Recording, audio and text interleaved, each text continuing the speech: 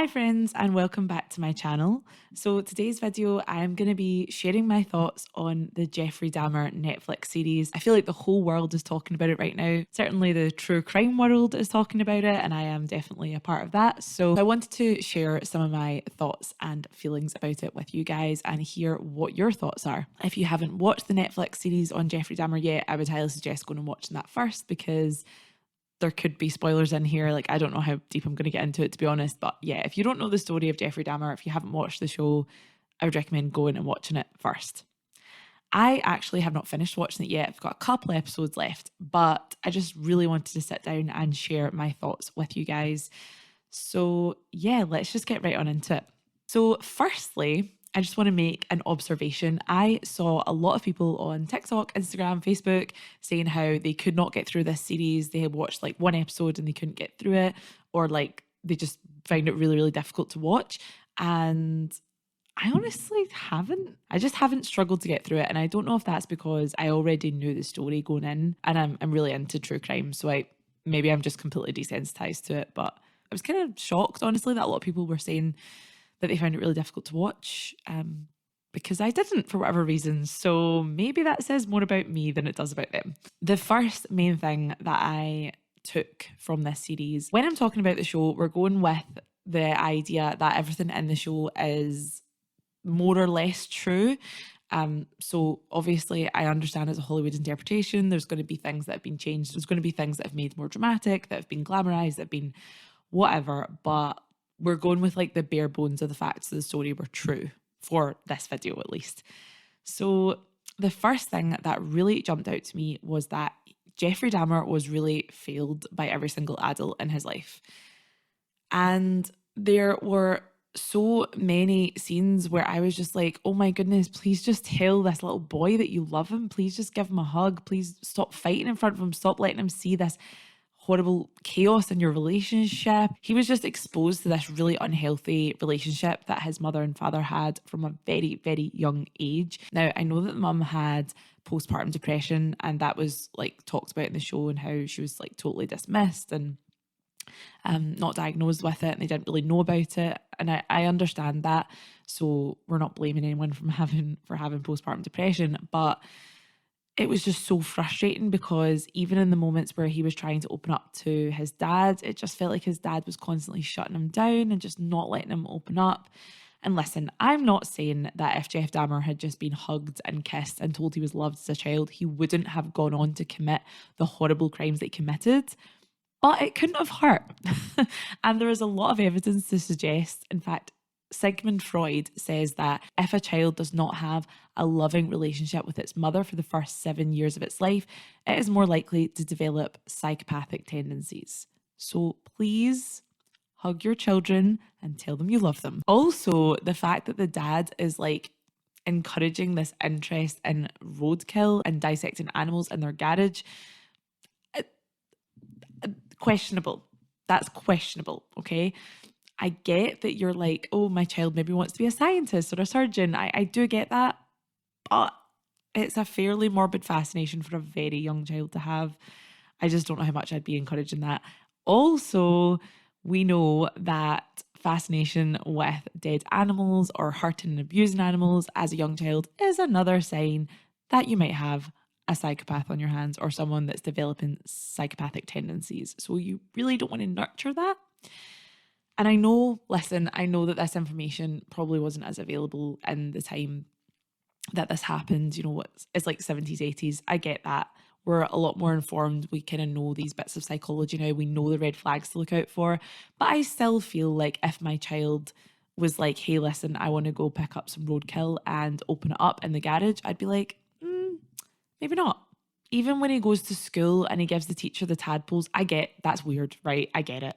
But like, she just gives it away to the other boy and then he sees the other boy with it and he's like, oh, that's meaningful for a child. Like, as weird as that is, that child is like trying to do something nice for their teacher and the teacher's just like, oh, that's weird, I'm going to give it to another child. Like, oh, even that little thing is so traumatizing for a child and that can really stick with a child and just teach it that like the things that they feel important aren't important and they're not valued and It's just not cool. She could have just let the tadpoles go in a pond somewhere. Like, come on, do better. Again, I know a lot of these scenes are probably dramatized. That maybe didn't even happen, but we're just taking it as gospel at the moment for the purposes of this video. And even with his sexuality, again, I get that it was a different time, but if he had felt like he had a safe and loving environment where he could have said, listen, mum, dad, gran, I'm gay.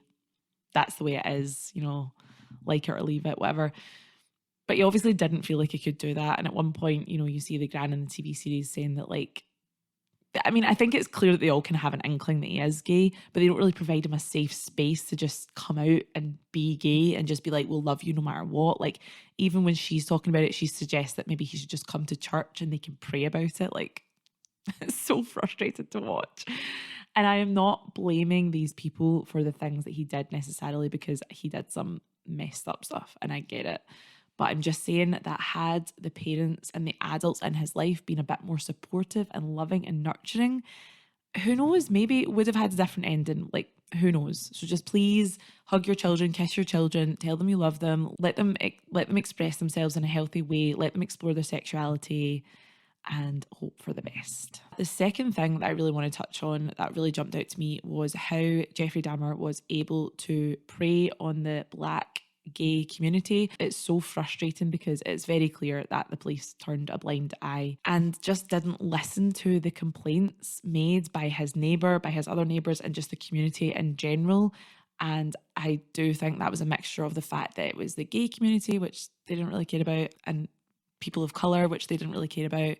So putting those two things together, it was just a write-off, I guess, wasn't it? They just didn't care. And that's so sad and devastating and frustrating for that community and for those people that lost their lives, when arguably that could have been prevented if they'd been more on the ball, if they'd listened to the complaints of his neighbours. You know, that scene where the neighbour calls the police and they come and they find the young boy who's only like 14 or something like that, and he's shivering and he can't speak, and the police freaking escort him back to Jeffrey Dahmer's flat. Like, oh my goodness, it's just such a lack of care. It's just so negligent.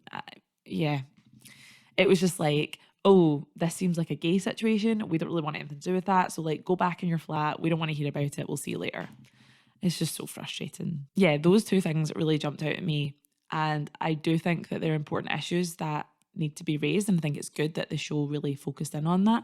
I know that people have criticised shows like this for glamorising serial killers. I know we had the Zac Efron Ted Bundy, and I know people online are already going crazy over the actor that plays Jeffrey Dahmer. I can't remember his name. Is it Evan Peters? But yeah, I know people are fetishizing him already, and I really don't agree with that. I don't think that should be the point of these shows. So I get people's frustration with it, and I understand that people want these shows to be a bit more victim based, because ultimately they are real people and they did lose their lives, and that should be done justice. And I do get all these criticisms, but I do think that it did a good job of raising those two issues about the lack of loving care that Jeffrey received as a child and how that can really manifest into some serious issues as an adult.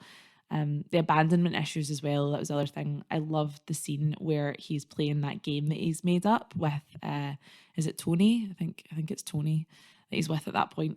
And he says, you can't get too close to me because you'll just go into the vortex. Like, that broke my heart. And I understand he did horrible things. I'm not saying I feel sorry for him necessarily. I know he was a very, very messed up person. He did some very, very horrendous things. But that was just a really big eye-opener for me, that like he has been taught his whole life that the people closest to him will leave him. They'll just abandon him. They'll just disappear. And he was unable to form meaningful, loving connections with people. He wasn't aware how to form relationships with people, and that ultimately really, really messes a child up and therefore an adult. Just a lot to unpack in this show, but I'm really, really enjoying it. I'm excited to watch the last two episodes. I do think that Evan Peters has done an amazing job with portraying Jeffrey Dahmer, and I do find these adaptations really, really fascinating. I think that it feeds into our nature as humans. We are just a little bit obsessed with the macabre. We do love a bit of true crime. It seems to be in our nature to want to watch and learn about these very, very messed up people and situations. I'm not a psychologist, so I don't know exactly why that is, but it is very, very interesting nonetheless. And as much as these shows are made for entertainment purposes, I think it is good when they can shine a light on some real issues. It definitely shines a light on the poor conduct, the poor police conduct, and the absolute worst case scenario of what can happen when you don't show your child any love. I would love to know your thoughts if you're watching it. If you've already finished watching it, please leave me a comment down below. Let me know what you think about it. As I said, I'm really excited to watch the last 2 episodes. I do think it's been a really, really interesting show. I do think it's done really well. And I do think Evan Peters has done a really good job of portraying Jeffrey Dahmer. As an actor myself, I just watch it and I'm like, wow, that is such a role to play. That's just so gritty and so much to like dive into. Like that must have just been so interesting for him. So yeah, I'd love to know what you think. Let me know in the comments below. If you want more true crime content, please let me know because I am obsessed. And I will have a lot more true crime / spooky content coming for the month of October. So I hope you're all excited for that. And I will see you next time.